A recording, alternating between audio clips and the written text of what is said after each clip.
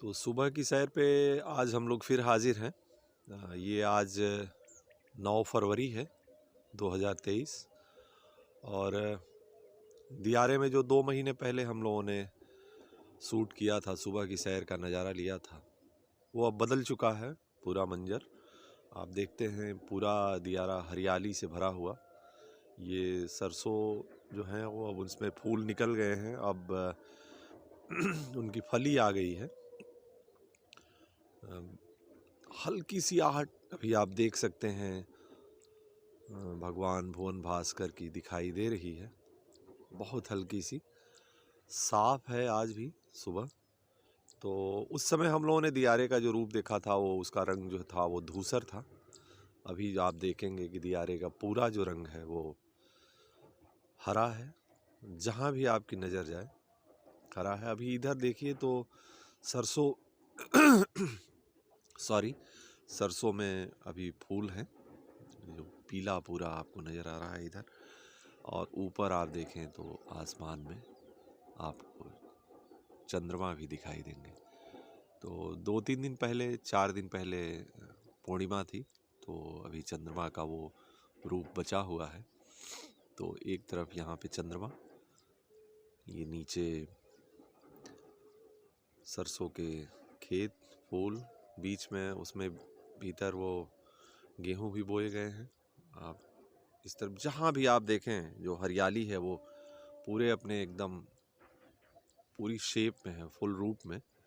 तो ये गेहूं, और वहाँ पे आप देखें तो भगवान भुवन भास्कर निकल रहे हैं, सूर्य भगवान। तो अब सुबह हो रही है, बहुत शानदार वो दृश्य है।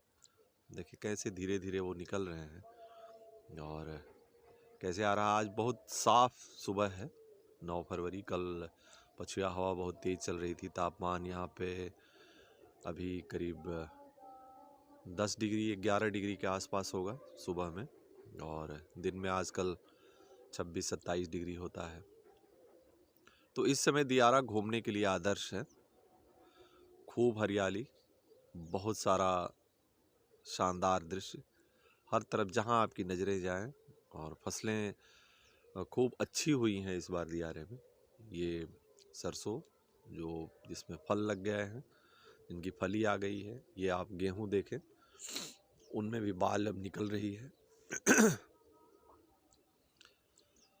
इधर आप सरसों में अभी फूल आए हैं, नीचे गेहूं है। आगे चलेंगे मसूरी का खेत है, चने का खेत है, और सब बहुत शानदार है इस बार की फसल। देखते हैं प्रकृति कितना उसको देती है। और शानदार है दियारे की सुबह जो आप देख रहे हैं। ये दृश्य बहुत सारी सुबह हम लोगों ने भी देखी हैं, लेकिन जब से इस सुबह को हम लोग ऑब्ज़र्व करने लगे हैं तो लगता है कि सबसे अच्छी सुबह यही होती है।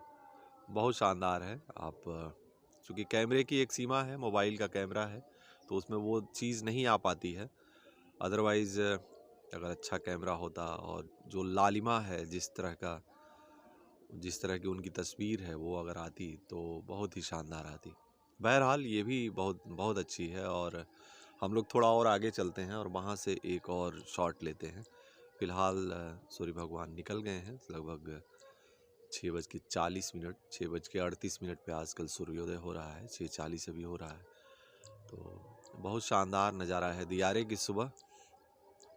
जो सुबह की सैर होती है वो लगता है कि जिस दिन इस दियारे को हम लोगों ने नहीं देखा, कहीं चले गए, तो वो दिन बड़ा खाली और बड़ा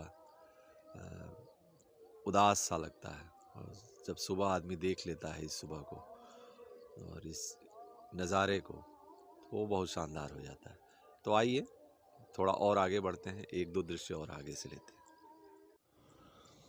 ये देखें मसूर की खेती है और इसमें भी एक दो सरसों के बीज डाले गए हैं और बहुत शानदार हुआ है इस बार। अगर सब कुछ सकुशल रहा और प्रकृति ने साथ दिया तो मसूर की खेती इस दियारे में बहुत अच्छी हुई है। और इन खेतों को देख के लगता है जैसे आप हरी कालीन एकदम बिछा दी गई है, और बहुत शानदार। क्लोज़अप में भी आप नज़दीक से भी अगर आप देखें तो इतना शानदार लगता है, इतना बढ़िया लगता है ये। जैसे सुबह में और उसमें थोड़ी ओस की बूंदें रहती हैं और थोड़ी नमी रहती है तो वो उसका कलर दूसरा हो जाता है। अगर आप दिन में आएँ 12 बजे के आस पास आएँ तो उसका कलर थोड़ा दूसरा हो जाता है। पर अभी तो एकदम हरी कालीन जैसा लगता है और वो हरापन, ये भी बात है कि हम लोग देखते हैं कि आप पेंटर के यहाँ जाते हैं तो कई रंग वो कहता है कि हमारे पास हरे में इतने सारे शेड्स हैं, लेकिन प्रकृति के पास जो शेड्स हैं वो अभी भी बहुत कमाल के हैं। ये हरापन दूसरा है, सरसों के खेत, सरसों के बीज का हरापन दूसरा है, गेहूं का हरापन दूसरा है, मटर का हरापन दूसरा है। अब जितनी भी फसलें हैं सबका हरापन ही है, सब में हरापन है, लेकिन वो सब अलग अलग हैं। और इसके अलावा भी जो घास फूस और सब तमाम चीज़ें हैं उनकी हरियाली अलग है। तो ये बहुत शानदार लगता है कि इस पूरे दृश्य को देखना और समझना। आइए आगे बढ़ते हैं। ये गेहूं के खेत हैं और इसमें देखिए बालियां अब आ गई हैं और इसमें आप देखेंगे कि कहीं कुछ सरसों नहीं बोए गए हैं और बहुत शानदार निकला है। मतलब गेहूं आप देखने में क्या ऊपर के खेतों में फसल होगी जो दियारे में यहाँ पे हुई है। और दोनों तरफ ये रास्ता जिससे हम लोग रोज़ सुबह की सैर में जाते हैं बहुत खूबसूरत है और किसी महानगरीय व्यक्ति के लिए एक तरह से कहेंगे कि स्वप्न सरीखा है। हम लोगों के लिए ये ब्लेसिंग है कि हम लोगों को ये रास्ता नसीब है। ये देखिए इस तरफ भी, और ऊपर अभी भी चंद्रमा आसमान में दिखाई दे रहे हैं। तो ये जो गेहूं की फसल है, अभी हम लोगों ने पीछे सरसों देखा था, मसूर देखा था, ये गेहूं है। उसमें बालियां आ रही हैं धीरे धीरे और बहुत अच्छी फसल हुई है गेहूं की भी। पूरा दियारा एकदम भरा हुआ है इस समय। इसका जो सेड्स है उसकी जो हरियाली है मैंने कहा अलग अलग है और यहाँ पे वो देख सकते हैं आप। और ये इस समय सूर्य भगवान थोड़े और ऊपर आ गए हैं, करीब 6:45 हो रहे हैं और उनका जो नज़ारा है वो थोड़ा दूसरा बदल गया है। तो ये गेहूं के खेत हैं, आगे कुछ और दिखाई देता है खेत तो हम लोग लेते हैं उसे। ये वो रास्ता है जिससे हम लोग रोज़ सुबह की सैर में जाते हैं। दोनों तरफ हरियाली, दोनों तरफ खेत लगे हुए। यहाँ पे गेहूं के खेत हैं, बीच में कच्चा ही रास्ता है लेकिन है बहुत शानदार।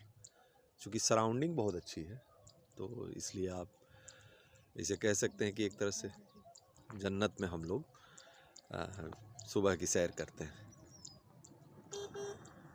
बीबीसी के एक बड़े पत्रकार थे मधुकर उपाध्याय, अभी भी हैं, और उन्होंने जब भारत की यात्रा की थी और केरल में जब वो पहुंचे थे तो उन्होंने कहा था कि ये हरे जादू की ज़मीन है।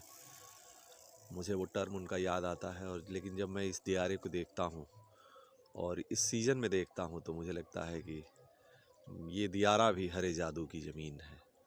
आप देखें इस जादू को, गेहूं की खेत, और आप जहाँ तक देख सकते हैं ये हरी चादर, हरा जादू आपको दिखाई देगा। बहुत खूबसूरत है।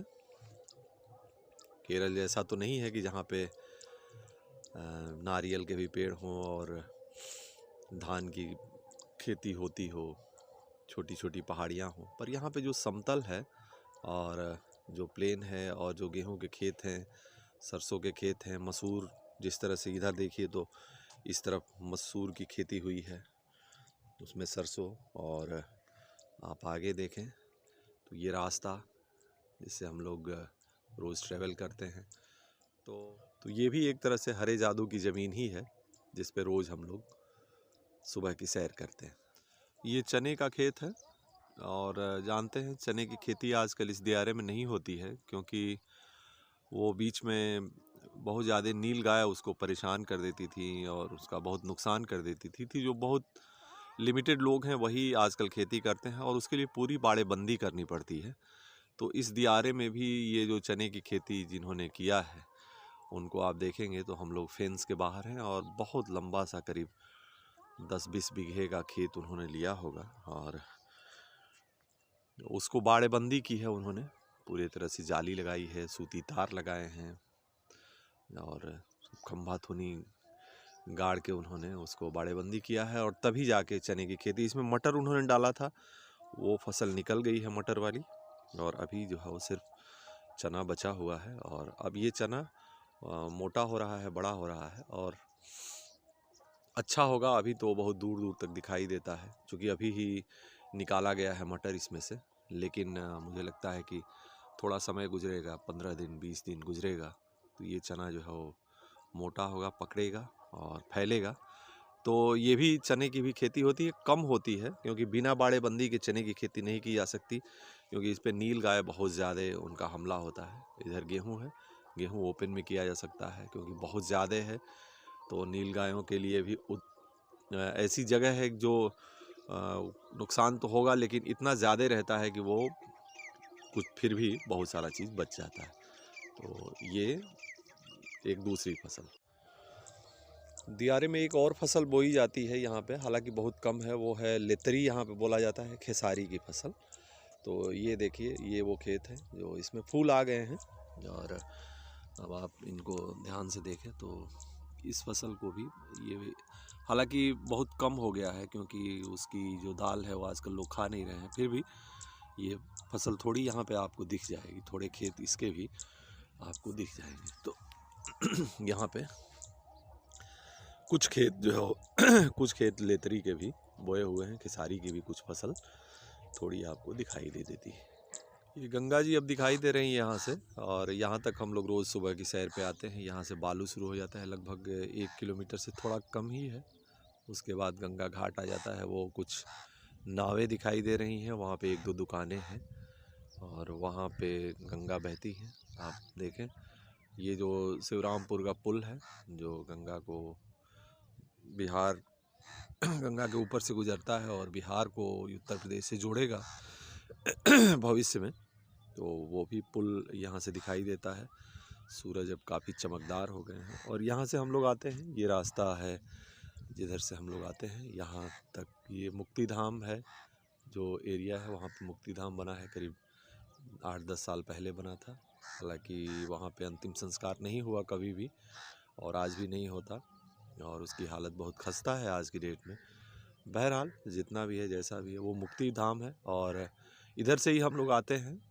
यहाँ पे सुबह थोड़े कुछ बेचने वाले लोग, दुकानदार यहाँ पे रहते हैं और वो अपना सामान वामान बेचते हैं। लोग जो बाहर के लिए आते हैं वो यहीं पे उनकी गाड़ियाँ रुकती हैं, यहाँ से वो लोग पैदल जाते हैं।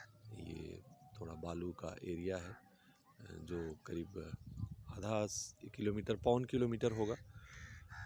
इसको पार करके पैदल ही जाना होता है और इसको पार करके वो गंगा किनारे जाते हैं, वहाँ पे अपना मुंडन कार्यक्रम कराते हैं। नहाने भी बहुत सारे लोग आते हैं जो नियमित नहाते हैं। खेत जो है यहाँ तक बोए गए हैं, हालांकि इसमें इन खेतों में थोड़ी कम उपज रहती है क्योंकि यहाँ पे बालू बहुत ज़्यादा है। ऊपर आप हम लोग देख रहे थे वो मिट्टी काली है, वहाँ पे खेती अच्छी है, यहाँ पे नहीं है। और यहाँ से फिर दियारा का बालू वाला क्षेत्र शुरू हो जाता है और फिर उसके बाद गंगा जी आती है। तो यहाँ तक हम लोग रोज़ आते हैं, करीब 3.5 किलोमीटर एक तरफ से है, दोनों तरफ से 7 किलोमीटर। हम लोगों को करीब 1 घंटा 20 मिनट, करीब 77 मिनट 80 मिनट लगता है और फिर हम लोग यहाँ से वापस लौट जाते हैं। तो ये है हम लोगों की सुबह की सैर का पूरा रोड मैप, जिससे हम लोग आते हैं और जहाँ तक हम लोग आते हैं। और ये देखिए सरसों के फूल, यहाँ पे सरसों की खेती और उसके फूल अभी आए हैं यहाँ पे। अंदर दियारे में तो फल अब आ गए हैं, लेकिन यहाँ पे अभी फूल हैं। चूँकि ये एक तरह से गंगा का कछार है, थोड़ा पानी यहाँ पे रह जाता है, तो बाद में फसल बोई गई है। लेकिन कितना शानदार लग रहा है, और ये पूरे कछार में ही है। बहुत शानदार लैंडस्केप है। एक जैसे लगता है कि ये दियारा जो है वो पीला और हरे का मिश्रण है। और इन खेतों को देखिए, बसंत जिसे आप कहते हैं वो यहीं पे उतरता है।